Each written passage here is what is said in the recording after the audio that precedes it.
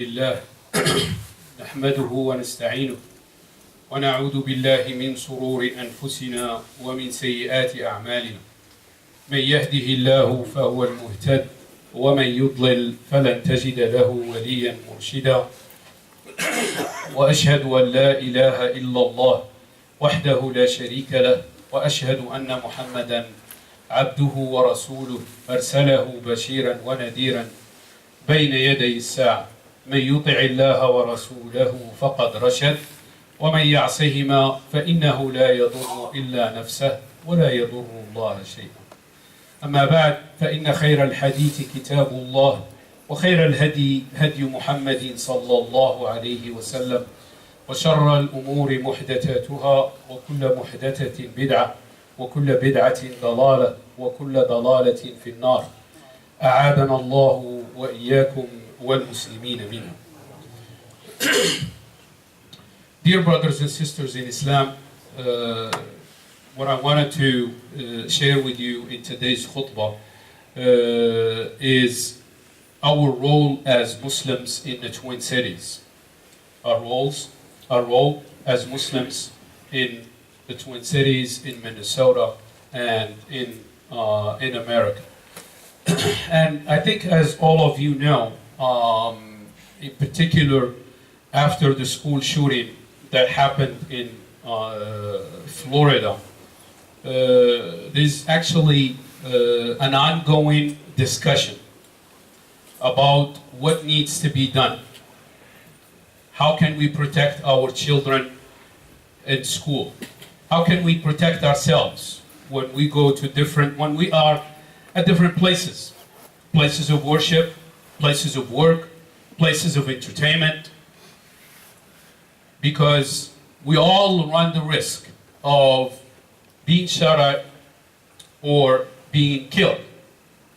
And it is very important for us Muslims, because some Muslims have an opinion that it's not a problem.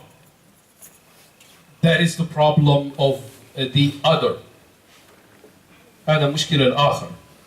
And also we judge and describe the other as the non-believer, as the kafir.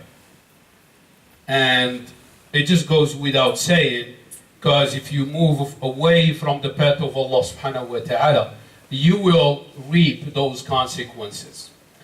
And this does not, it still does not shield us.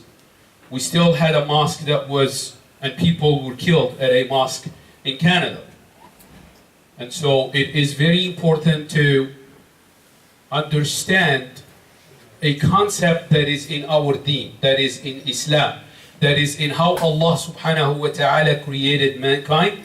And that concept is the concept of التعايش. مفهوم التعايش في الإسلام, or the concept of coexistence. How can I live? How can I live with the other? How can we live with the other?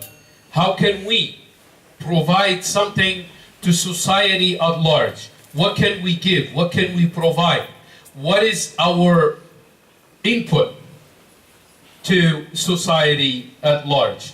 And inshallah we will talk about, first of all, define this concept, talk about how it is built and how we can implement it in our daily lives, and how we can be agents of change, not only just spectators and taking ourselves out of the picture and say, oh, that, it's not our problem. We're not part of that. First of all, تعريف كلمة التعايش. هناك 3 تعريفات. There are 3 definitions from 3 different areas. First of all, in language, in لغة, تعايشوا بمعنى عاشوا على الألفة والمحبة, is that they live together based on companionship, understanding, and love. There is another تعريف which is في علم الطبيعة, in biology. وهو علاقة التعايش هو علاقة بين نوعين من الأحياء يستفيد خلالها كلاهما من الآخر. In biology, you have 2 living organisms, and they benefit from each other. And in biology, that is called symbiosis. And then the third definition, تأتي من علم الاجتماع, or from sociology. And they said, والتعايش هي قبول رأي وسلوك الآخر, is to accept the opinion and the behavior of the other. على مبدأ القائم على مبدأ الاختلاف, which is built on the principle of diversity. I am different than you. We're different than the other. واحترام حرية الآخر وطرق تفكيره وسلوكه وآرائه السياسية والدينية. And to respect the opinion of the other, to respect the way they think, the way they behave, their political and their religious opinion. And this, it goes against التسلط, or hegemony, or domination, al-ahadiyya, or singularity, there is just one group, wal-'unf, and violence. And so, and in jurisprudence, they said, هو علاقة تفاعلية. It's an interactive relationship. في بيئة مشتركة, in an environment that is shared, in a shared environment. بين فئات مختلفة, between different groups.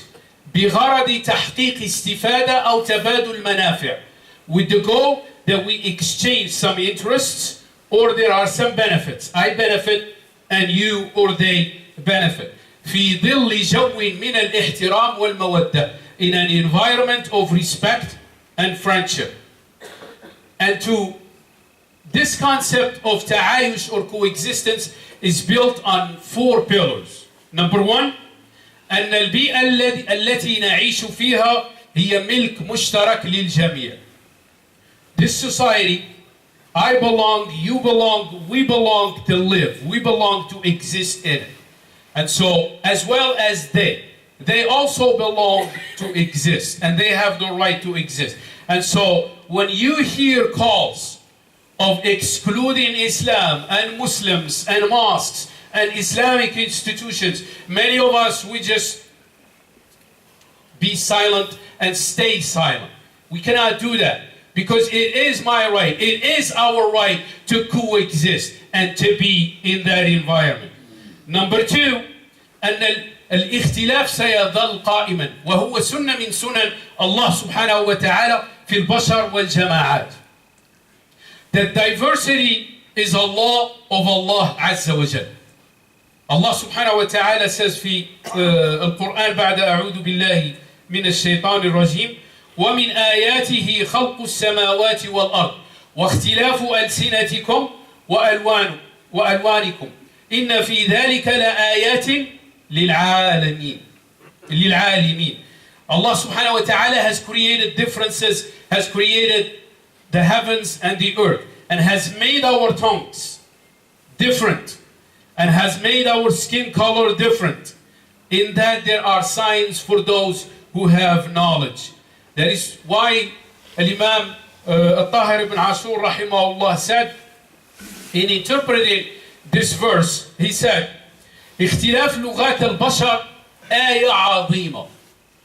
The differences in the languages of people is a great sign of Allah عز وجل. فهم مع اتحادهم في النوع. We all have the same physiology. We share the same physiology. However, كان اختلاف لغاتهم آية دالة على ما كونه الله في غريزة البشر من اختلاف التفكير. When Allah has given us the ability to differ in the tongue, in how we speak, in the language we speak, which ultimately will lead to differences in intellect, of differences of analysis and synthesis, and reaching different conclusions. The third pillar is أن العلاقة التفاعلية تبنى على الاستفادة المتبادلة. That this coexistence is based on mutual benefits. I have interests, I have benefits, you have the same, they have the same. And so the issue is how can we work together? How can we live together to realize the largest amount of benefits to me and to the other? And fourth, أن جوهر التعايش يقع في احترام حق الآخر في امتلاك فكر مغاير لفكرنا. Is to respect the other, to have a different point of view, a different opinion, a different way of approaching things. And so, الحد الأدنى للتعايش هو الاحترام. The least common denominator in living together is to have respect for the freedom of the other, for religion, for intellect, for living and sharing the same environment that we have. And so, to make this livable, لتفعيل مفهوم التعايش في حياتنا, we have to always understand three different things that humans in general, Muslims, Christians, Jews, people of no faith, always make mistakes. And these three areas, number one is al-aqidah, number two is al-qiyam, number three is al-aliyat. Number one is the creed, is the belief, and that is sacred, regardless of what it is. And two, qiyam, or values, which are shared. And aliyat are mechanisms or methods or tools or means how we can reach and achieve those qiyam. And so that is why in Islam we have a rule that says al-aqidah tubna ala al-mufasala wal-qiyam wal-aliyat tubna ala al-ta'ayush.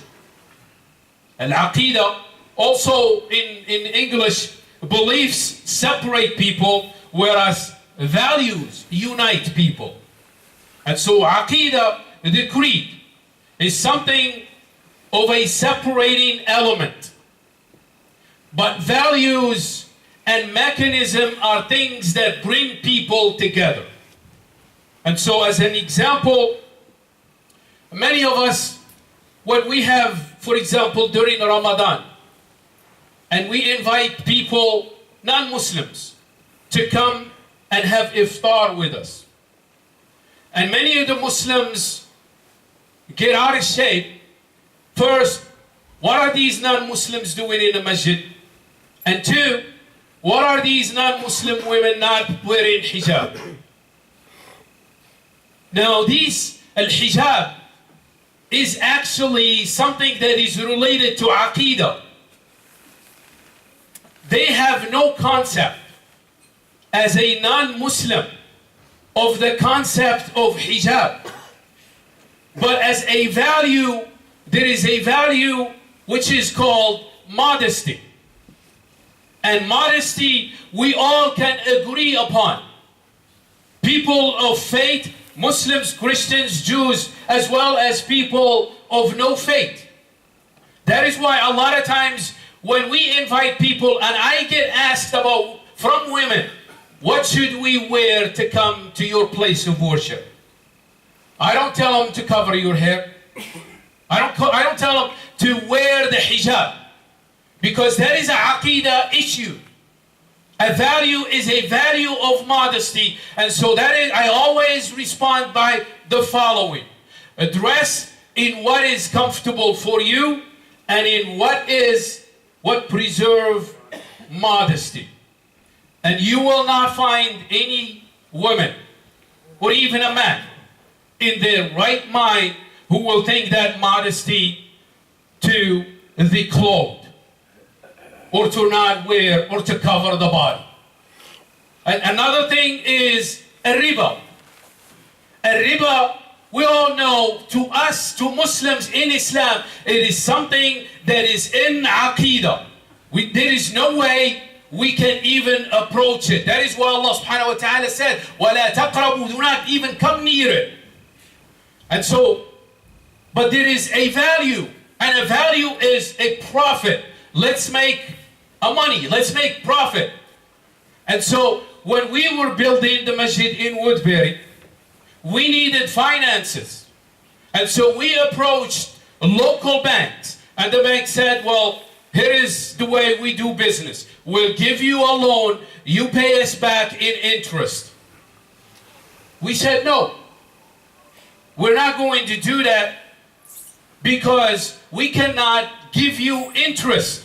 Can we work together along or around the value of profit?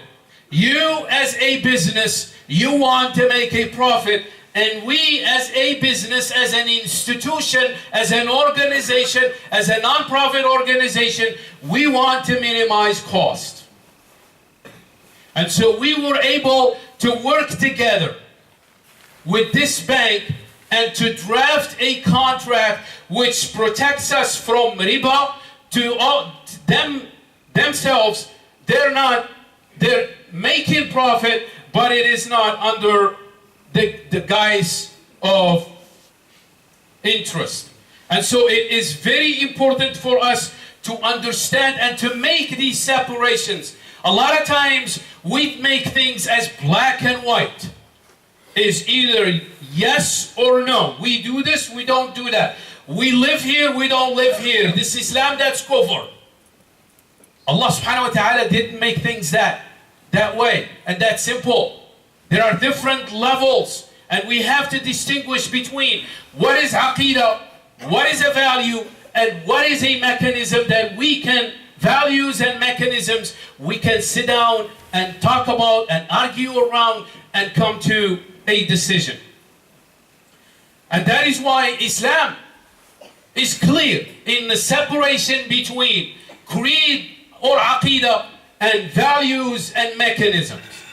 That is why the Prophet ﷺ in the hadith said, أَلَا مَنْ ظَلَمَ مُعَاهِدًا أَوْ انْتَقَسَهُ أَوْ كَلَّفَهُ فَوْقَ طاقته أَوْ أَخَذَ مِنْهُ شَيْئًا بِغَيْرِ طِيبِ نَفْسٍ فَأَنَا حَجِيجُهُ يَوْمَ الْقِيَامَةِ. This is a business, this is an activity, a transaction between a Muslim and a non-Muslim. And so, but the Prophet ﷺ is making the distinction between creed, aqidah, and qiyam, values, which is adl and justice, and paying due wages when they come accrue. And the Prophet ﷺ said that anybody who transgresses against a non-Muslim, mu'ahid, or you take away from their due wages, or you put on his or her shoulder more than they can bear, or more than what you agreed upon, or you take anything from them without giving you authorization. The Prophet ﷺ here is saying, I will be his lawyer against you. We have to imagine it and think about it. This is my beloved messenger. This is the beloved messenger to all humanity. Is going to defend a non-Muslim against me, the Muslim who I had a transaction with, and I transgressed against, or I transgressed in the values and in the mechanisms. And so it is so important for us to understand this concept of ta'ayush that is built on ihtiram, respect, and also al-adl, justice. In particular with people that don't believe the same way we do, that have a different aqidah. And that is why ليس من العدل على الإطلاق الاستهزاء بعقيدة الآخر. It's not justice to make fun of a way of belief of the other, in spite of that it is against what Allah subhanahu wa ta'ala want mankind to believe. Many Muslims, when we debate with non-Muslims, how could you believe in the Trinity? Can you explain that to me? It doesn't make any sense. Creed is an area where intellect and analysis and debate, intelligent debate takes place. That is why Allah subhanahu wa ta'ala commanded us to debate in the most of manners and methods. 2, ليس من الإنصاف ظلمه. كذلك it's not justice to transgress against the other who has a different aqidah just because he doesn't believe the same way we do.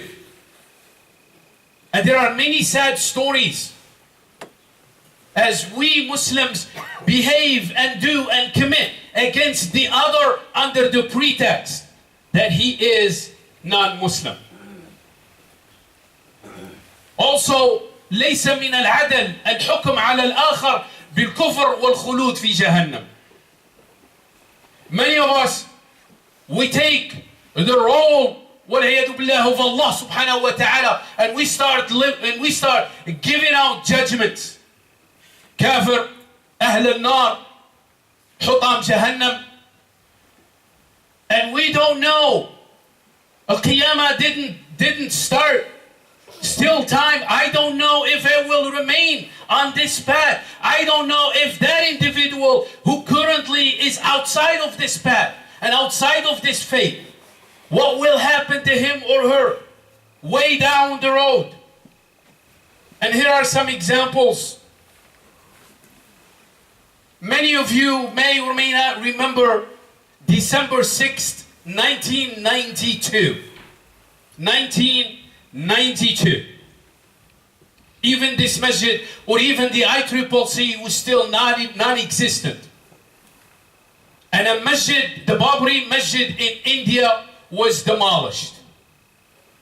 And I still remember that day vividly because we were here and we were still young and we were taken aback. And even at the MSA, over in Kaufman Union, we held protests and we did a lot of things.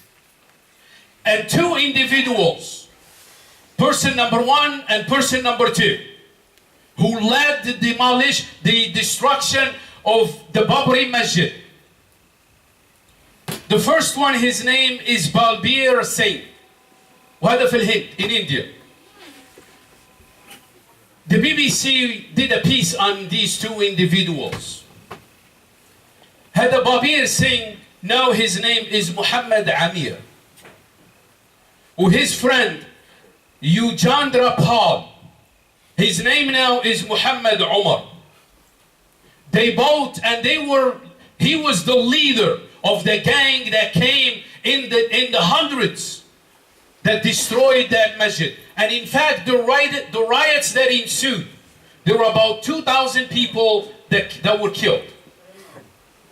Amir Balbir, or the leader, Amir is married to a Muslim woman and run a school to spread the teachings of Islam.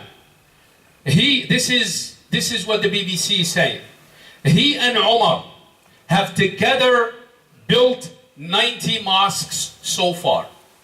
They are in a mission. Their objective, their goal is to build 100 masjid throughout India. But we only see right here, Kafir, the people of hellfire, Al-Kufar. Another example, currently, a leader of one of the far-right alternative party in Germany, the AfD. His name is Arthur Wagner. He, according to the BBC, and this was published just in January 24, has surprised observers by converting to Islam in Germany. You all know Arnold van Doorn from Holland. He was interviewed by The Guardian. And The Guardian, he was an Islamophobe. He used to hate Islam and Muslims. The Guardian asked him this question. How on earth does a professional Islamophobe end up converting to it anyway? Could you please turn off your cell phone? Listen to his response. He said, very gradually, I started by reading the Quran, and I was then persuaded to visit a mosque. Okay? And many of us, we just get out of shape. When we see a non-Muslim entering the masjid, what is he doing here? Where's the board? Where's the president? Where's Abu Umar? And listen what he said. Where I was surprised to find myself made welcome in the masjid and ended up staying all day. He ended up staying in the masjid the whole day. He was afraid and worried and anxious. He just wanted to come and leave. But the brothers, Jazakumullah khair, made him welcome and showed him what Islam is all about. What does it mean to be a Muslim? And that Islam was not revealed للعرب ولا للمسلمين.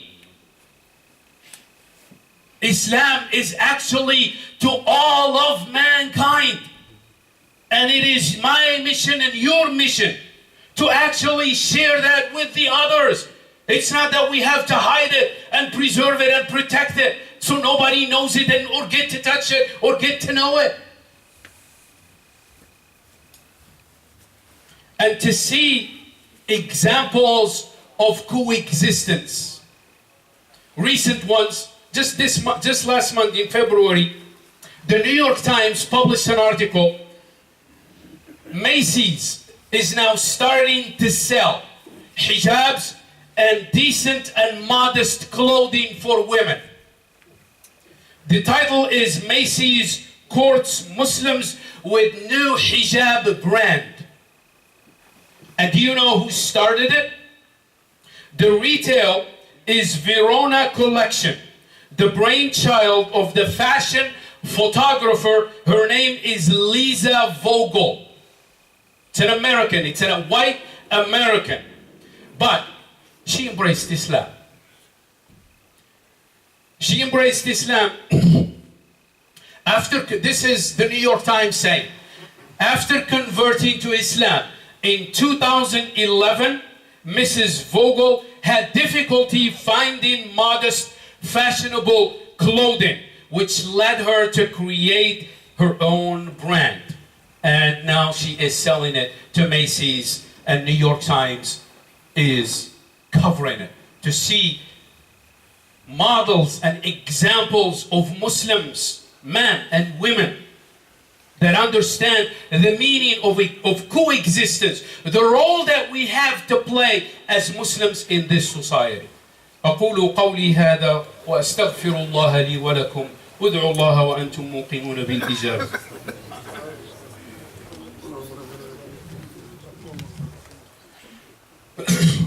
الحمد لله والصلاة والسلام على سيدنا محمد وأشهد أن لا إله إلا الله وأشهد أن محمدا عبده ورسوله. Another example of models of coexistence. Last year, the Huffington Post published an article called 17 Muslim American women who made America great in 2016. And among these is our state representative, Ilham Omar. Well, many of us here in the Twin Cities were just bent out of shape. How could a woman, first of all, politics is haram. And then how could a woman be in it? Or this or that. But listen to her platform. She's not after Aqidah. Her platform is advocating for affordable college, criminal justice reform, economic equality, and clean energy. Another woman, Linda Sarsour. Some of you may remember the women march that took place before the election in Washington, D.C. And Linda Sarsour, one of the 3 women that planned and managed and executed that march. And she said, it is important we women show that we are not afraid. And that's what led to another journalist just recently. Now, alhamdulillah, the first woman with hijab broadcast live news on TV. Her name is Tahira Rahman in a suburb of Chicago. And her mother says, it's huge for our community. It's huge for women. And I had faith in her. I wasn't sure if I had faith in America, if they were ready for her. And then Tahira said, even her co-workers in CBS told her, there is no way you will broadcast live on prime time news with that thing on your head. Even as a CBS Evening News intern in Chicago, colleagues told Tahira Rahman her headscarf might prevent her from landing and